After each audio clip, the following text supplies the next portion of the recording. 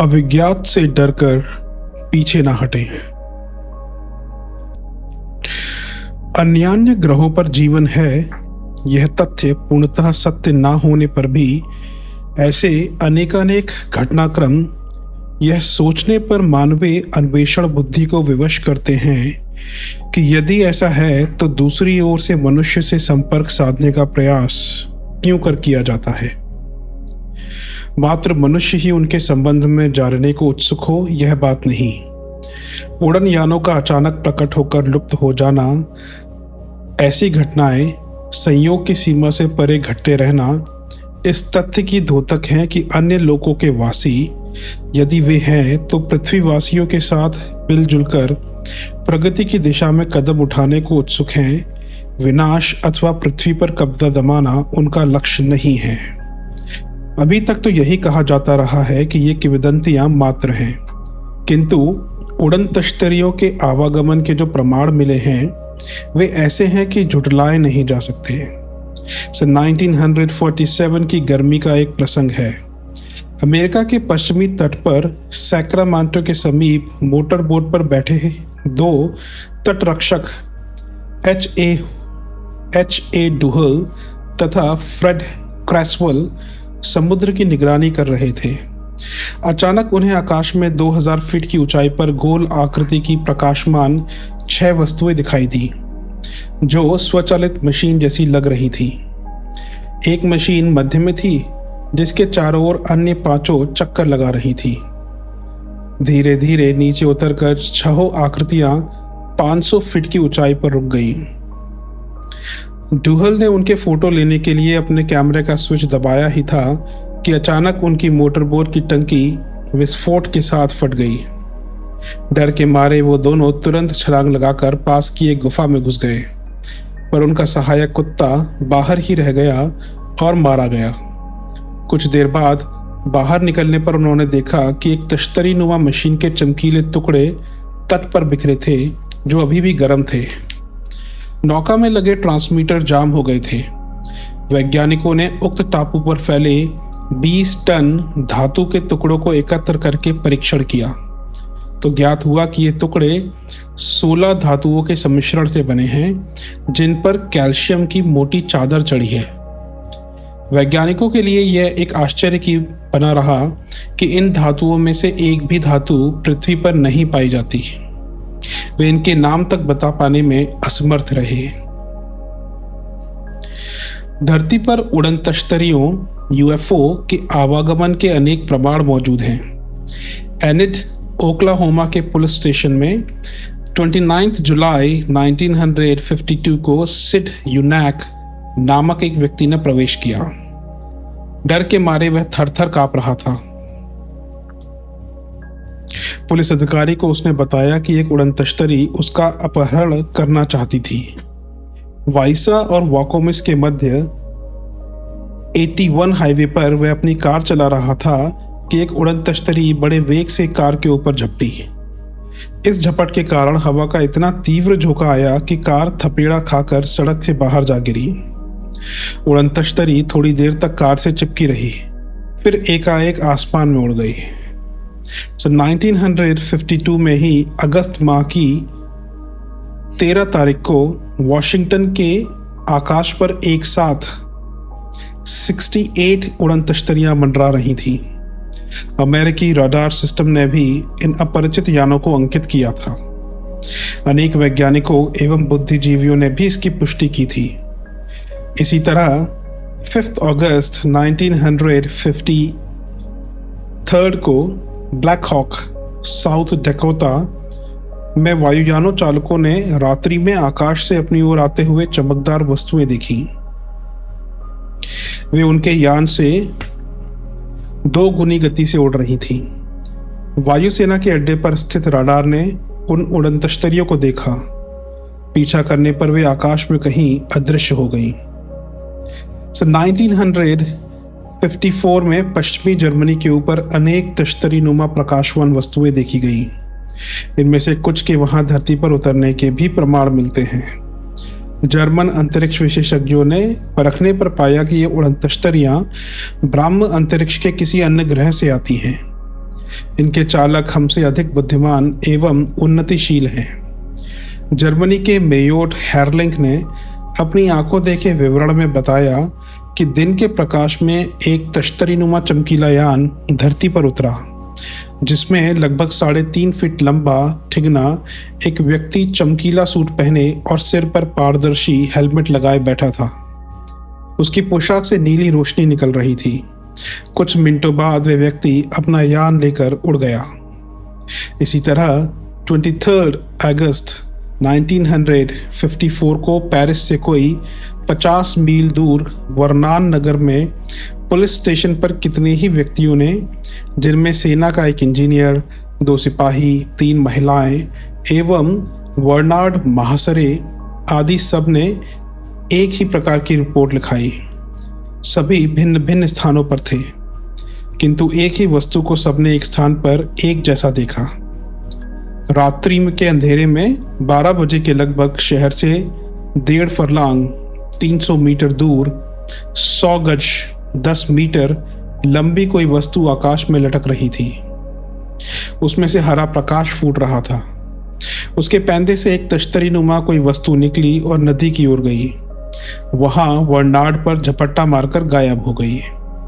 अन्य लोगों ने देखा कि वह बेलनाकार ट्यूब में प्रवेश करने के पश्चात यान सहित आकाश में ऊपर चली गई। इस रहस्यमय यान की खोज वैज्ञानिक अभी तक नहीं कर पाए हैं।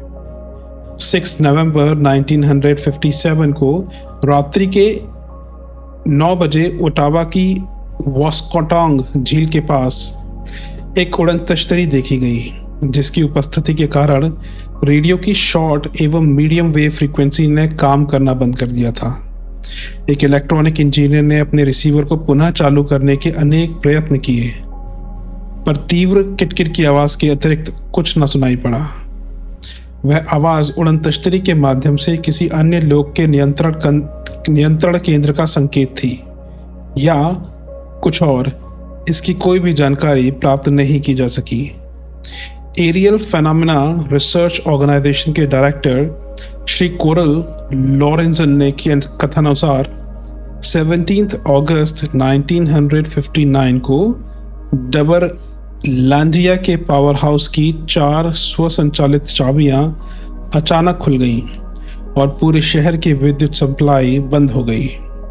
निरीक्षण करने पर पावर हाउस अथवा लाइनों में कोई खराबी नहीं मिली।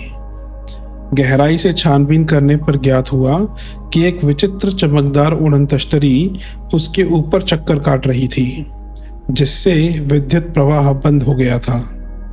उसके वहां रहने तक बिजली चालू करने के सभी प्रयत्न विफल हो गए थे, किंतु जैसे ही वह गायब हुई, लाइनों में विद्युत फिर से दौड़ने लगी और सब कुछ पहले जैसा हो गया। ऐसे घटनाक्रम भारत में भी घटे हैं। जनसंचार माध्यमों की कमी एवं अज्ञानतावश सभी प्रकाश में ना आ पाए हों, यह संभव है। कुछ वर्ष पूर्व एक ऐसा ही चुंबकीय तूफान दिल्ली में आया था, जिसमें सड़क पर चलते वाहन मकान की छतों पर पहुंच गए। हाई टेंशन लाइन के भीम का स्तंभ मुड़ तोड़कर जमीन पर आ गिरे। वैज्ञानिकों ने प्रत्यक्षदर्शियों से चर्चा करने पर पाया कि सभी ने सिगार नुमा एक चमकीला वाहन आकाश में तेजी से जाता उसी अवधि में देखा था। जिन स्थानों पर यह घटना घटी थी, वहां अति सघन परिमाण में रेडियो धर्मिता पाई गई। भौतिकविदों का यही निष्कर्ष था कि अन्य ग्रहों से आया कोई यान ही था जो तूफान का कारण बन गया। अमेरिकी कमांडर मैक्लाफ्लिन ने अपने खोज निष्कर्ष में कहा है कि उड़न तश्तरियां निश्चय ही किसी अन्य ग्रहों से प्रेषित की जाती हैं, जहां के निवासी हमसे कहीं अधिक बुद्धिमान हैं। उनके अंतरिक्ष यान का औसत आकार 40 फीट चौड़ा व 100 फीट लंबा होता है। 25,000 मील प्रति घंटे की तीव्र गति से 60,000 मीटर की ऊंचाई तक उन्हें उड़ते देखा गया है। कितने ही बार इन्हें झपट्टा मारकर भी उड़ते देखा गया है। 1961 में केप कैनेडी अंतरिक्ष केंद्र पर उड़न तश्तरी ने इसी प्रकार झपट्टा मारा। 18 जून 1963 को कैलिफोर्निया हवाई अड्डे पर उड़ते एक लड़ाकू विमान का उसने पीछा किया। ऑस्ट्रेलिया तथा लिस्बन की वेधशाला ने भी इनके प्रमाण इनके आक्रमण नोट किए हैं। विश्व के मूर्धन्य वैज्ञानिकों, इंजीनियरों, रक्षा विशेषज्ञों, अंतरिक्ष वैज्ञानिकों आदि ने इस तरह के विभिन्न स्वरूपों और आकारों वाले अद्भुत यानों को देखा है। अपना अभिमत प्रकट करते हुए उन्होंने कहा है कि ये अंतरिक्ष वासी हमसे संपर्क बनाने के लिए ही यहाँ आते जाते रहते हैं। प्रायः देखा गया है कि ये उड़न तश्तरियाँ रक्षा संस्थानों, संचार केंद्रों, औद्योगिक इकाइयों के इर्द गिर्द मंडराती हैं और कहीं कहीं उतरती भी हैं। इससे स्पष्ट होता है कि ये पृथ्वी का सर्वेक्षण करती हैं और यहाँ की प्रगति का रहस्य जानना चाहती हैं।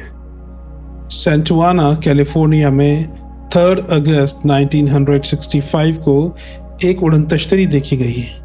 रोड इंस्पेक्टर रेक्स हैफलिन के अनुसार वह बाईं ओर से आकर सड़क पर देर तक इस तरह चक्कर लगाती रही मानो किसी वस्तु को ढूंढ रही हो।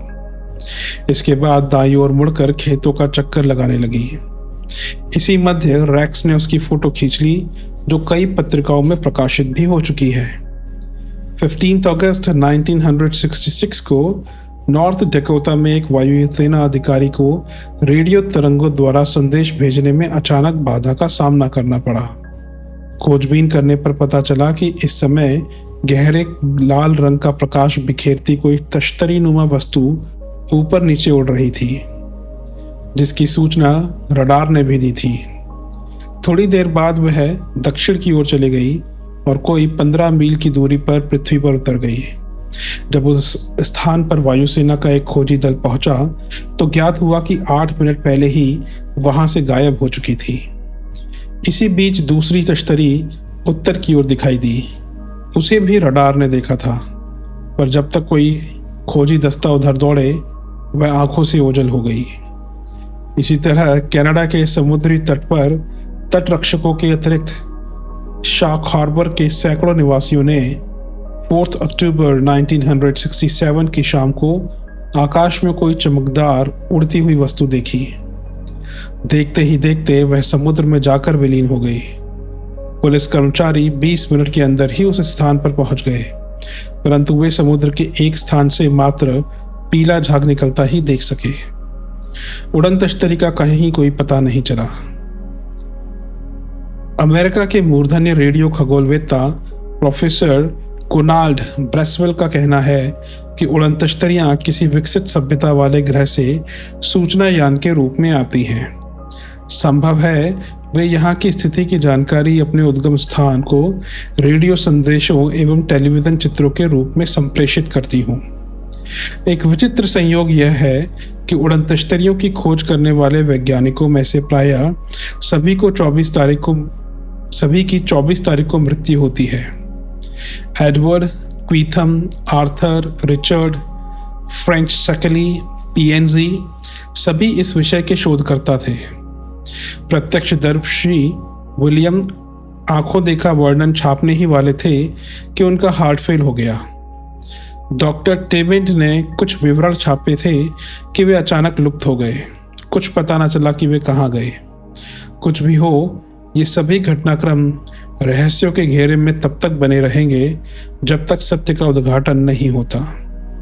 विज्ञान का प्रथम पाठ यह है कि जब तक खंडन कर सकने योग्य समुचित प्रमाण न मिले, किसी तथ्य को नकारना नहीं चाहिए। ऐसा न कर अपनी ही बात कहने वाले दुराग्रही, पक्षपाती, हठधर्मी ही कहे जाएंगे। फिर उनमें वो पुरातन मान्यताओं की दुहाई देने वाले शास्त्रार्थियों में अंतर ही क्या रहा। विवेकशील का तकाजा है कि हम पूर्वाग्रहों से ग्रस्त ना होकर सत्य की शोध निरंतर करते रहें।